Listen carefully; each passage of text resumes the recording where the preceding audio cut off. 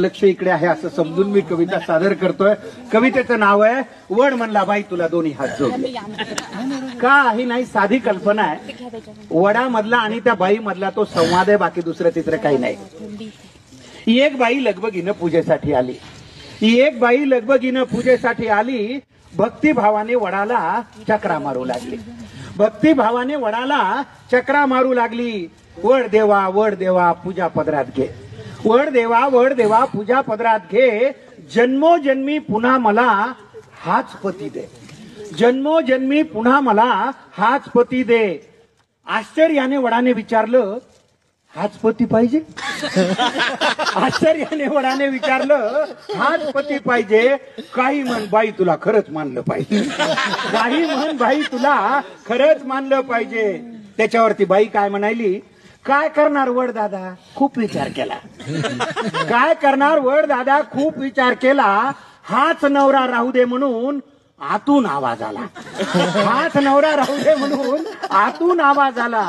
त्याच्यावर तो वड म्हणायला, एवढे दुर्गुण असून सुद्धा याचीच निवड केली, एवढे दुर्गुण असून सुद्धा याचीच निवड केली, म्हणून माय मला तुझी फारच दया आली, म्हणून माय मला तुझी फारच दया आली।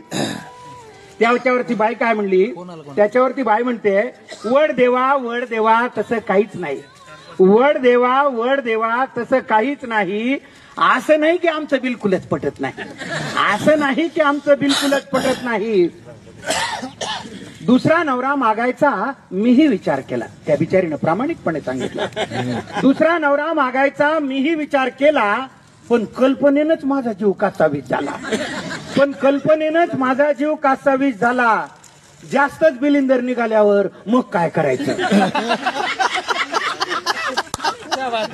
जास्तच बिलिंदर निघाल्यावर मग काय करायचं, म्हणून म्हणलं याच्यासाठीच वडाभोवती फिरायचं, म्हणून म्हणलं याच्यासाठीच वडाभोवती फिरायचं। तुम्हाला तर माहिती आहे देवा मी काही कमी नाही, तुम्हाला तर माहिती आहे देवा मी काही कमी नाही, बिचाऱ्याच्या डोक्याला केस सुद्धा ठेवला नाही,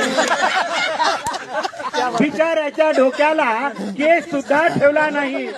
अधून मधून गुरगुर करत मी थोडंच ऐकते, अधून मधून गुरगुर करत। पहा या ओळीला पुरुष रसिक सुद्धा दाद देतात, याच्यापेक्षा स्वच्छ मनाची माणसं असू शकतात का? अधून मधून गुरगुर करत मी थोडंच ऐकते, एका कानाने ऐकून दुसऱ्यानं सोडून देते, एका कानानं ऐकून दुसऱ्यानं सोडून देते।